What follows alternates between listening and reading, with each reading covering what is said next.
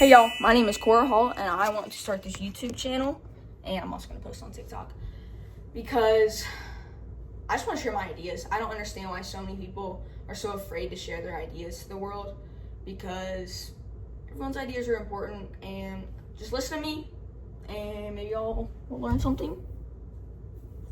So today I'm going to talk about individuality, but I'm going to start off talking about some psych stuff because I took psych in school and I think it makes me important. Kidding. But a lot of my peers take psych, and I think it's just a really good class that everyone should take. But also, my mom is a counselor, so she's taught me a lot of things growing up on why certain things are so important and all that kind of stuff. So I'm going to get into Maslow's hierarchy of needs. It's basically a triangle. Starts off with basic needs, like innate human needs, such as like want for food, shelter, all that kind of stuff. And then it slowly goes up to like other basic needs like love and belonging, and then it goes up into like self-realization and wanting to understand oneself and understand others and caring for people, all that kind of stuff. And individuality is definitely kind of in the middle, because if you think about it, we're all kind of just animals. We're all kind of animals. We're all born the same, and then we express things and we gain personality and we get further and further along in life, and we fully have our own individualistic lifestyle. And it's so weird to me that we are trying to lose this kind of individuality. And in our generation, we're either kind of taking it to the extreme, where people are going very, very, very unique to try to express themselves. And then we have the people who fit in with everyone, or trying to fit in with certain cliques, certain groups. And for myself, I feel like I'm kind of in the middle. Like, I want to express myself, but at the same time, I want to fit in. And something I promised myself ever since a young age, like literally, if y'all knew me in elementary school, I was in the talent show.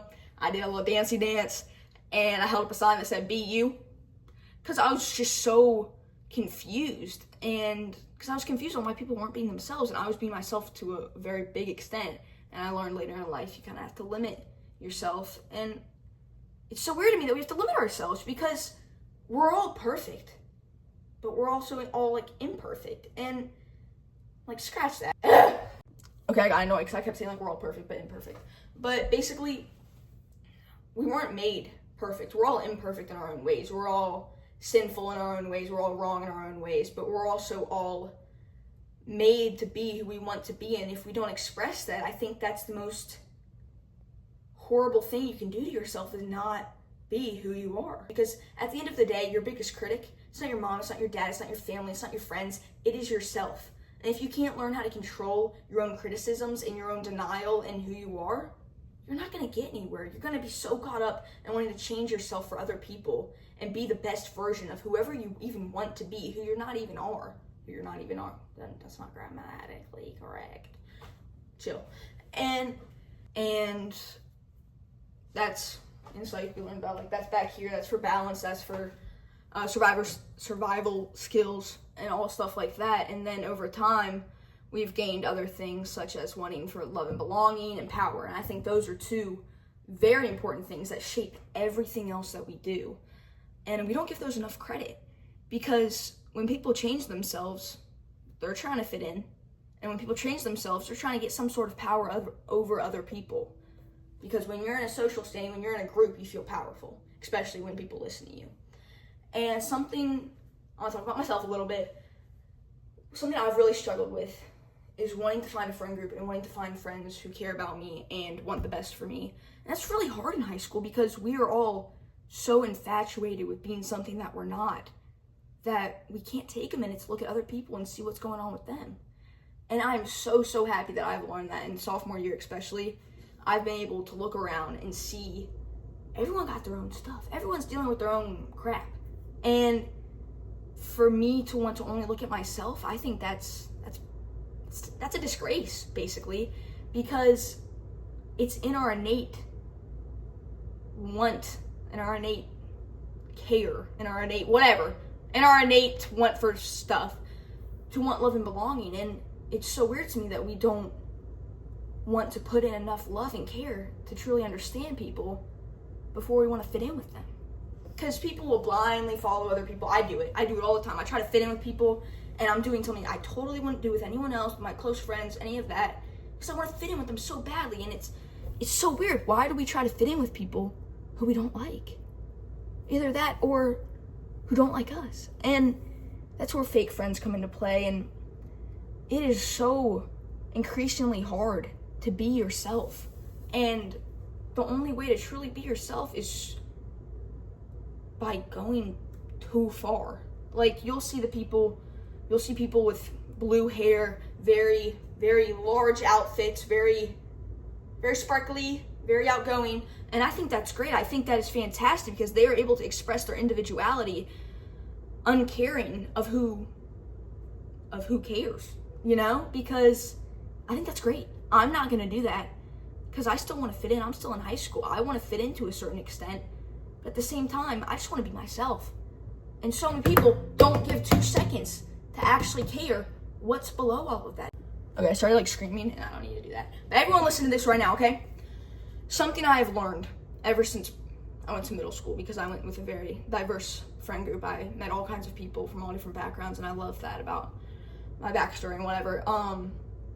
But I have learned that a lot of the time, it's the people who drink or smoke or do bad things or have crappy home lives and need some sort of escape from that. Those are the people who understand. Those are the people who have empathy. Those are the people who want to care about other people. And then we go to the other side of things. We have the everyday churchgoers. We have the people who think non-sinful things are sins. We have the people who post Bible quotes every day but still go out partying and cussing out people for being different. And those aren't genuine people. Those are people who are posing as something they are not. And it's so weird to me how we have different groups, different minds. I'll walk down the street and I'll be like, oh, this person's that kind of person, this person's that kind of person. No, you don't know. You can never know what kind of person someone is by looking at them, because there's so much below that. I've had so many friends, so many friends. I've been friends with drinkers, smokers, churchgoers, gay people, straight people, Muslim people, all of the shits, dude, all of it. I've been friends with all kinds of people, and I have loved all of them because I'm so filled with love, and I think we all need to just be filled with love. I've met people, and I've loved them after 10 minutes, and I don't think that's wrong. I don't think loving things in life is wrong. I know a lot of people think love is a huge word, but if you're so filled with it, you're able to see past things, and you're able to see that some people are just not what they are on the outside, and we don't take the time to truly look at them and figure out who they are, because we're so caught up in being the version of ourselves that we are not. And I believe the worst thing you can do to yourself, the worst possible thing you can do to yourself, is be disingenuine. Disingenuine with yourself and with others. That's not going to get you anywhere in life. That's going to leave you in a pit of despair, basically, because you don't know what's real. You don't know who you are. You don't know the people around you because you're so constantly fake. And that's what causes mental health issues. And that's why you'll see the most popular people, the most people, you see them on the outside, they're so happy, they're so fantastic. And then you go back and obviously they have other things going on, probably whatever, of course. But they're disingenuine. And I have gone through that myself. I have struggled with, I'm outing myself here, I've struggled with depression. And I go to school every day and I'm so happy most of the time. And I'm happy to see people. I try to make people laugh. And I felt that. I felt being fake. I was so disingenuine. And it starts to catch up with you. And you realize you can't play this game. And so many people struggle in silence because they're not allowed to be themselves. They have to fake themselves. They have to fake who they are to impress other people so other people actually care about them. That's not how it's supposed to go, y'all. That's not how it's supposed to freaking go. Well, what I'm trying to say is that all of us need to stay true to who we are. And although I struggle with that heavily, I've always struggled with that. I believe that all of us have struggled with it at one point or another. I believe a lot of the people who are listening right now are my age and struggle with that as well. And most of these people who are listening are my friends. And just know that people are going to love you regardless. And even when you feel unloved or different for doing something that makes you you, don't. Because there will always be someone out there who cares. It doesn't matter if you don't know them because they know you. They know you. And sometimes in the darkest pits of life, there's always a light. There's always a light. It's not sometimes. There's always some sort of light. It doesn't matter how small or how insignificant it may seem, it's there. And if that's just walking outside, if that's seeing the sun every morning, that's something to look forward to. And I think it is such a horrendous thing to make someone feel so unloved that they don't think there's anything for them. And that's why we need to embrace individuality, and we need to love each other, because at the end of the day, we're all just human. We have the same innate wants for things in life, and we gotta hold hands every once in a while, y'all. We just gotta hold hands and be chill. That's all I gotta say. I'm using simple words here. Hold hands and be chill.